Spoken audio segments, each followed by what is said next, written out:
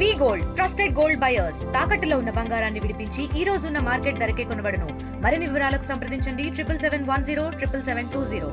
ఏడాది పాటు ఉపాధ్యాయులు ఏదైతే బోధన రూపంలో ఇచ్చినటువంటి జ్ఞానాన్ని ఈరోజు పేపర్ రూపంలో రాసేందుకు కూడా విద్యార్థులు సమాయత్తమైనటువంటి పరిస్థితి. ప్రస్తుతం మనం కడప నగరంలో ఉన్నటువంటి ఉర్దూ బాయ్స్ స్కూల్లో ఉన్నాం. మనం చూడొచ్చు ఇక్కడ పరీక్షా కేంద్రం వద్దకు ఇప్పటికే విద్యార్థులు ఒక్కొక్కరుగా చేరుకుంటున్న పరిస్థితి. అంటే జిల్లా వ్యాప్తంగా 593 పాఠశాలలు ఉంటే అందులో ప్రధానంగా 161 పరీక్షా కేంద్రాలను కూడా ఏర్పాటు చేయడం జరిగింది. దాదాపు 27,800 మంది విద్యార్థులు కూడా ఈ పరీక్ష రాయబోతున్నారు. ఈ నేపథ్యంలో 330 మంది బాలురు, అదేవిధంగా 13,470 మంది బాలికలు ఉన్నారు. అయితే ఈ నేపథ్యంలో 131 చీఫ్ సూపరింటెండెంట్లు, అదేవిధంగా 161 మంది డిపార్ట్మెంట్ ఆఫీసర్లతో పాటు అటు ప్రత్యేకించి 167 కేంద్రాలు, అదేవిధంగా 43 మంది స్క్వాడ్లను కూడా ఏర్పాటు చేయడం జరిగింది. 8 ఫ్లయింగ్ స్క్వాడ్లను కూడా ఏర్పాటు. ఈ నేపథ్యంలో పేరెంట్స్ కూడా ఇక్కడికి వచ్చారు. అయితే పిల్లలు ఒత్తిడికి గురి కాకుండా కూడా, విద్యార్థులు ఎలాంటి ఒత్తిడికి గురి కాకుండా ధైర్యపరిచేందుకు కూడా ఇక్కడ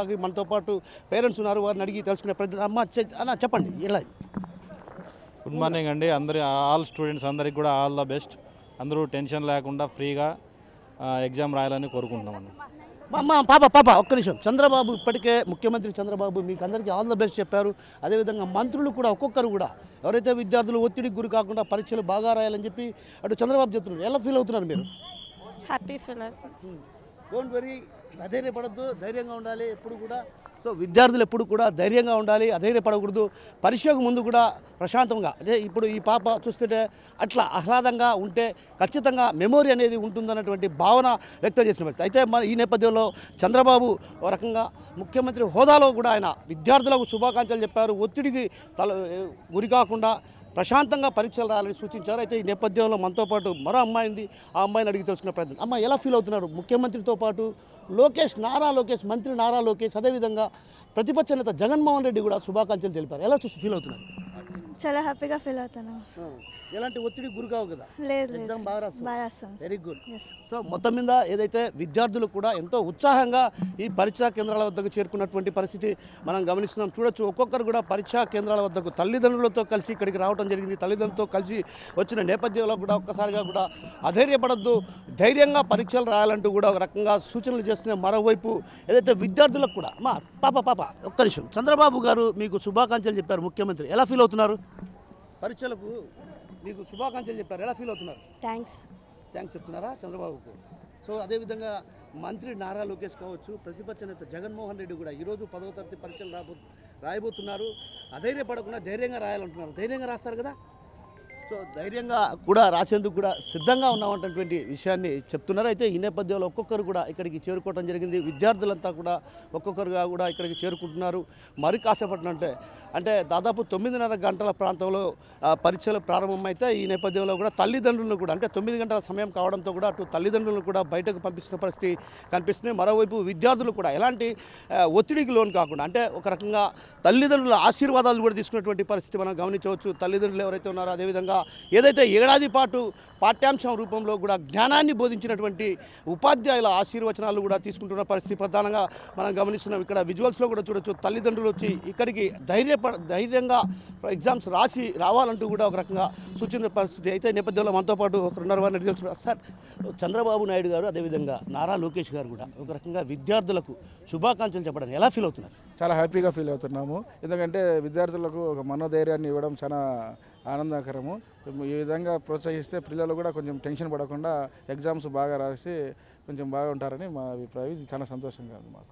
మేడం, మీరు చెప్పండి, అసలు ఇప్పటికే చంద్రబాబు నాయుడు గారు అదేవిధంగా మంత్రి నారా లోకేష్ గారు కూడా శుభాకాంక్షలు చెప్పారు. ఏదైతే విద్యార్థులు అధైర్యపడకుండా ధైర్యంగా పరీక్షలు రాయాలంటూ కూడా ఒక సూచన చేయడాన్ని ఎలా ఫీల్ అవుతున్నారు? చాలా ఆనందంగానే ఫీల్ అవుతున్నాను. మీరు చెప్పండి అమ్మా. ఒక రకంగా మీరు కూడా స్టూడెంటే కదా, ఒక రకంగా చంద్రబాబు కావచ్చు, అదేవిధంగా ఇతర ఏదైతే లోకేష్ కావచ్చు, ప్రతిపక్ష నేత జగన్మోహన్ రెడ్డి, వీళ్ళంతా కూడా ఒక రకంగా అధైర్యపడదండి. 10th క్లాస్ ఎగ్జామ్స్కి ముందు ఒక రకంగా విద్యార్థులకు ధైర్యాన్ని ఇచ్చే పరిస్థితిని ఎలా చూడాలంటారు? చెప్పండి. చాలా హ్యాపీగా ఫీల్ అవుతున్నారు. ఏంటి అసలు ఇంతమంది శుభాకాంక్షలు చెప్పారు కదా? హ్యాపీగా ఫీల్ అవుతుంది.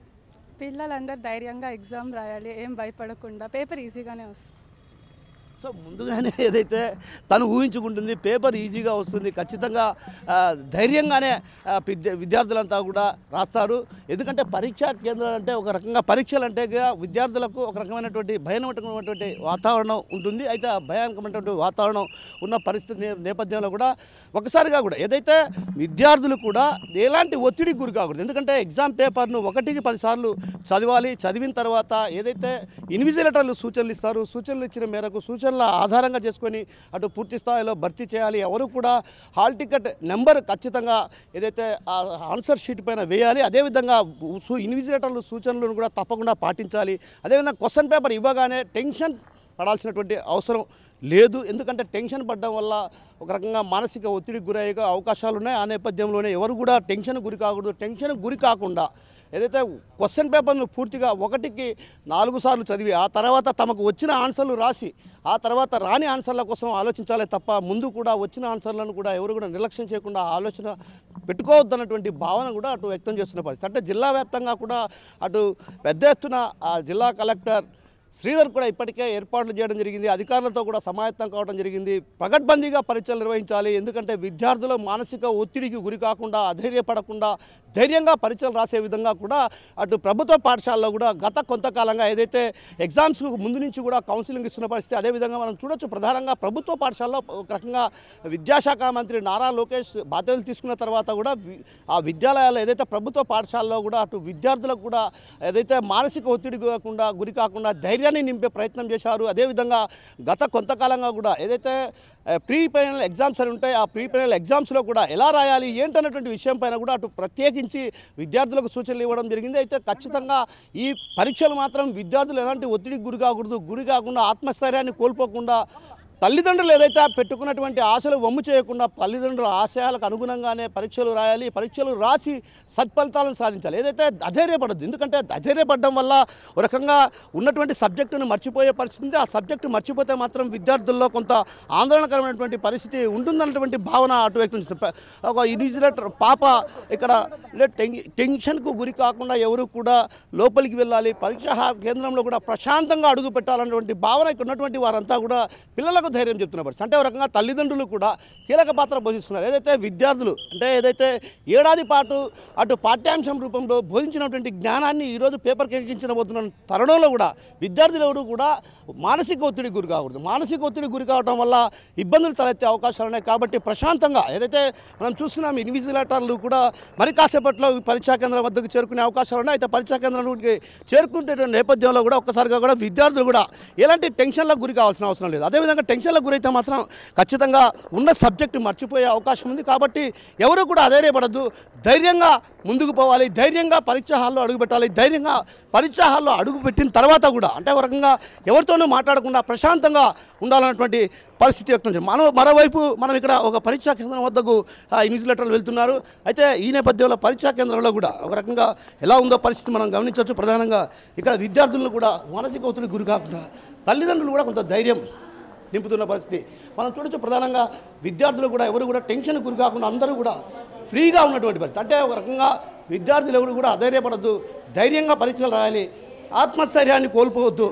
1కి 4 సార్లు ఏదైతే తమకు ఇచ్చినటువంటి క్వశ్చన్ పేపర్ను పూర్తిగా చదివి ఆ తర్వాత పరీక్ష రాయడానికి ఉపక్రమించాలన్నటువంటి భావన వ్యక్తం చేసిన పరిస్థితి ప్రధానంగా కనిపిస్తుంది. అయితే ఏది ఏమన్నప్పటికీ కూడా విద్యార్థులు ఎలాంటి ఒత్తిడి గురి కాకుండా పరీక్షలు ప్రశాంతమైనటువంటి వాతావరణంలో రాసే దిశగా కూడా అటు అధికార యంత్రం కూడా అన్ని ఏర్పాట్లు పూర్తి చేసింది. కెమెరాపర్సన్ హరితో కిషోర్, RTV కడప నుంచి. మరిన్ని వీడియోస్ కోసం ఛానల్ ని సబ్స్క్రైబ్ చేయండి. లేటెస్ట్ అప్డేట్స్ కోసం వాట్సాప్ ఛానల్ ని ఫాలో అవ్వండి. ఆ లింక్ డిస్క్రిప్షన్ లో ఉంది.